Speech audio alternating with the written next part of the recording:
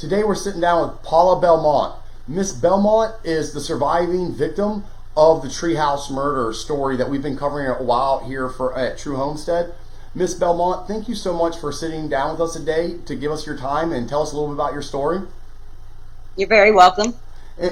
Miss Belmonte, just because of some of the issues that have gone on in this case, I want to make sure that we're clear here. You're here of your own free will, and you haven't been threatened or coerced in any way or offered any compensation for your interview today, have you? Yes, I'm here of my own free will because no, I haven't been offered anything. Okay. And you're just here because you want to be able to tell your story in your words for what you believe to be the truth, and you want people to be able to hear that? Yes, I want justice for Tyrone. Absolutely. Miss Belmonte, being the surviving victim of this case, would you like to recount a little for us your recollection of the night that the murder occurred and that you were attacked? Okay. I was up the stairs with my friends in the treehouse, which is more like a triple-tiered deck with a little overhang, and we were hanging out when two people came barreling up the stairs. One jumped on me immediately, slit my neck, telling me that if I didn't give him the money, he was going to kill me. As he was beating me, I was kicking on the floorboards, yelling for help, and continue to yell for help. And as the two people that were there, the one I didn't really get to see because this other person was at my friend, holding a knife to my friend's throat, doing this to him to be quiet. As these two people were going down the stairs, my landlord Matthew came up the stairs, and Rory Detroit Wilson, the one who slit my neck, started to take off his mask, and Matthew saw it, and that's when he got stabbed and murdered. Okay, so before Matthew approached and there was an incident with Matthew, Detroit or Rory Wilson is holding you down and had cut you. Yes. Cut me with his left hand and was beating me with his right hand, punching the hell out of me. And there's a second assailant that's there, and he's holding a knife to your friend. And that friend is Roger? Yes. Now, I didn't know this at the time because I really couldn't see much past Detroit because he's a very big man. Okay, so there were two assailants. One of them, you know for a fact, is Detroit. And he is attacking you. And then the other assailant is kind of dealing with your friend Roger and telling him to be quiet. Didn't tell him, but shushed him like that. He didn't speak while he was up top of the stairs. Okay. And then your landlord Matthew starts coming towards up the stairs? Yes. And at that point, both assailants leave you? No, one was already going down, and like Matthew walked past him to come up. That was the person, I guess he had his head turned or whatever. I'm not sure because I couldn't see that. But as Rory was the one facing Matt when Matt was turning the corner to come up to me. So there was essentially one in front of Matthew, one behind Matthew. And is Detroit or Rory, is he the one who attacked Matthew? Yes. So Detroit attacked both you and Matthew? Yes. Okay. And the second assailant, the first assailant, Rory Detroit, you know it was Rory Detroit, and he's a black man, correct? Yes. And Tyrone Tucker's a white man.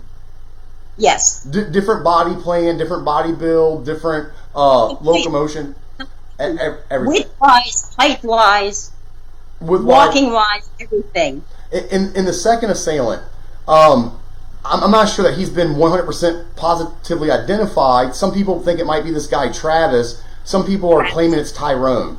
But you know Tyrone, correct? The police are the ones that claim it's Tyrone. Okay. And other idiots in the street. But, Detroit and Travis say it's Tyrone, too. After they used Tyrone as an alibi, and both of them were arrested, then they made Tyrone an accomplice. Originally, Tyrone was their alibi. Originally, they said Tyrone was their alibi. Tyrone's not there. We were with Tyrone to give themselves cover for not being there. Each one of them separately said that until they both got caught, and then they turned Tyrone into the next assailant when there was only two people there. Okay, so the second assailant we'll assume or say for right now that it's likely Travis, but it could be Tyrone. How do you know that the second assailant was not Tyrone? No, it's not Tyrone. It didn't match Tyrone's height or frame. I saw half of his body from the back. It's not him width-wise. It's not him height-wise. When Matthew went tumbling down the stairs, I heard the other person say, I think he's dead, or I think we killed him. It was not Tyrone's voice. I know Tyrone's voice. Yeah, I was going to say, Tyrone has a very, very distinctive voice. I've spoken with him several times. And you might not have been very closely associated with Tyrone before this, but you knew Tyrone enough to recognize his voice. Exactly. Correct. Exactly. In your recollection... I actually didn't even remember his name was Tyrone. I don't think that's how I met him. But I know him enough that no, it was not his voice. It was not his size. Like I said, even though I only saw the back part of this person. And you feel... But it wasn't... And you feel confident that it was not Tyrone? Yes, absolutely. And I had said that from day one, or night one, however you want to phrase it. So after the incident, the police interviewed you. How did the interview go? Pretty much the way they decided they wanted it to go. Did you feel that they tried to influence your testimony or get you to change your testimony or add something to your testimony? Like every time I tried to stick up for Tyrone, I was just shushed aside. The subject would be changed. Oh no, Paula, it didn't happen like this. You don't know Tyrone like we know Tyrone. He's manipulative. He's evil. They told me he's got this really bad criminal record. As far as I know of, I don't even think he has a criminal record prior. But every time I tried to stick up for him, the more I stood up for him, the more I got kicked to the curb, I guess you would say. Did you feel that the way they were interrogating you in their investigation was improper, as if they weren't listening to what you were telling them, but were trying to insert their own facts that they wanted into the case? Well, yes, even down to day one, a drug deal gone bad. That was a crock of shit. There was never no prior drug deal that day gone bad. I don't know where all that came from. The same place everything else that their lies have come from. Tyrone happened to be staying in that warehouse that night, and that's how he got roped into it. I've read the transcripts in a lot, and there's so much going on, and it seems very clear for me there's a lot of improper things happening. I'd like to assume that it was malicious, but I don't know that, but it seems very clear that it's improper. So I want to ask you another question. When the police... So, Matthew's been killed, you've been cut, yes. There's a robbery, and there's people injured. The police come to the scene that night, and it's a crime scene, correct? Yes. Do you think do you think that they properly collected all the evidence that was there? Oh, hell no. The blanket that I was attacked on wasn't even taken, for starters. There was blood everywhere all over that blanket. I was sliced on that blanket. I was beaten on that blanket. It was still on the bed, covered in blood the next day. So you've been following this case quite intently, correct? Oh, you're breaking up. I'm sorry. I said you've been following this case since the beginning very intently, correct? Yes. In your opinion, do you feel that there's been other mishandling of evidence or improper collection of evidence or gathering of evidence? Of course there has. In the real world, it wouldn't happen like this. I agree.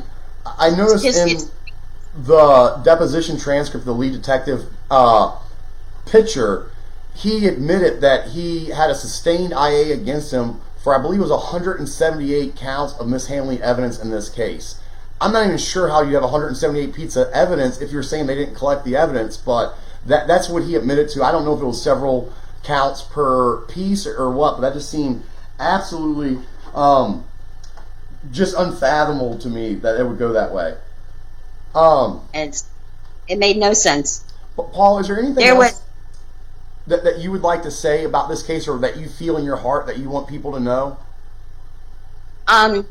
I want people to know that I feel that Penny Phillips, Colleen Dunn, all of them that are lying and try to frame Tyrone, I feel that they should go to jail for the same amount of time that Tyrone sat in jail. So you're the surviving victim. You're alleging and basically telling me you swear that, I know you're not under oath here, but I think when we spoke before, you said that you swear on your life that it was not Tyrone.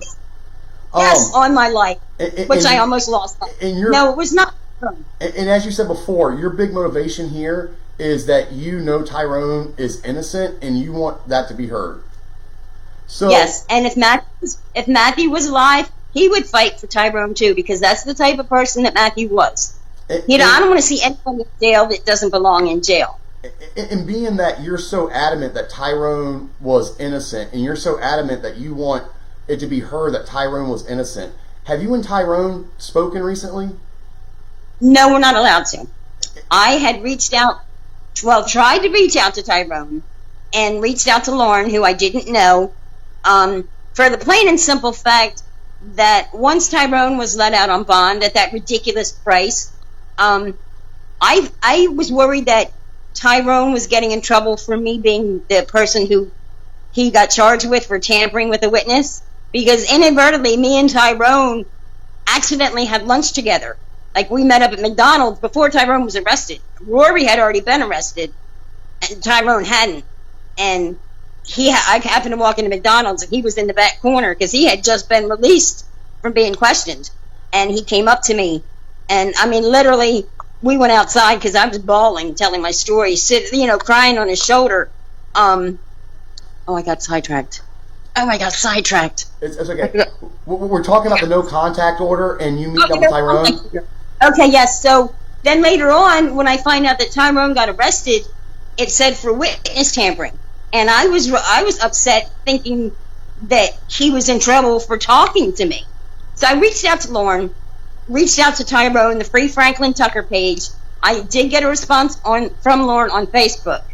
I called. Now at this point, Colleen Dunn had been kicked to the curb like she belongs, and the new prosecutor. I contacted the prosecutor and said I want to be able to Facebook and message back and forth with Lauren. Judge Jones issued a no contact order, which I'm trying to get lifted. I wrote a letter. Apparently you have to have a motion filed. But I now have a lawyer to help me so I don't get railroaded for doing things like what I'm doing now, talking to you.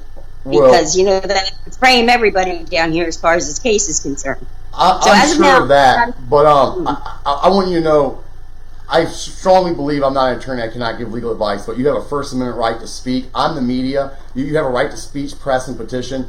If anything happens to you, if you have any retaliation or anything negative, please let me know immediately. You have all my contact information. I will find attorneys to hop on this if your attorney needs help.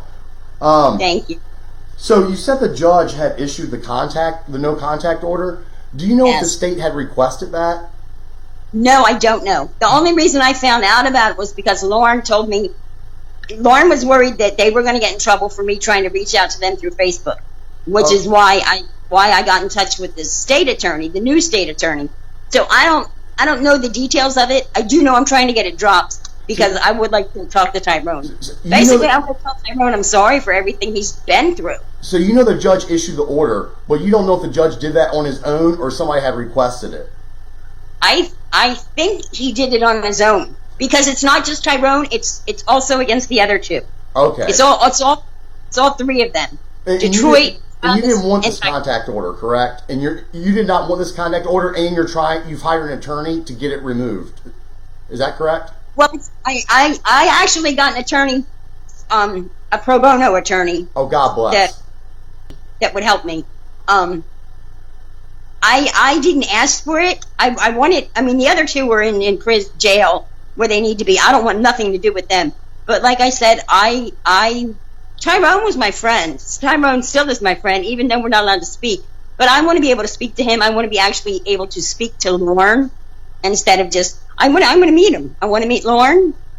I would like to go out and give Tyrone a hug and just literally, like I said, apologize to him for the nightmare that he's been going through. Lauren's an angel, and Ty's been put through a nightmare. I just wish all of us that go through these nightmares could have angels like Lauren. She's a force of nature I have absolute respect for. Ms. Without Belmont, law, Tyrone would probably die in jail, in prison, because of Ms. Belmont, before I hop off here, I want to ask you one more thing. Now, you mentioned the witness tampering or witness intimidation. I know Yes. witness tampering or tampering with a witness was one of the charges levied against Tyrone. But yeah, and that proved to be bullshit also. now, I agree it's likely bovine excrement. Where I'm trying to go at with this, though, is whether Tyrone, if somehow or another he did tamper with another witness, it was another witness. It absolutely was not you. Is that correct? Absolutely no, not me. It was supposedly Rory's Detroit's wife. Okay, but Tyrone or Lauren or nobody other than police have ever asked you to change your testimony. Is that correct?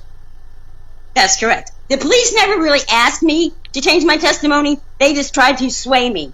Like at one point in that picture almost had me questioning, like, well, could this really have been? But no, there was nothing that would make me say it was Tyrone.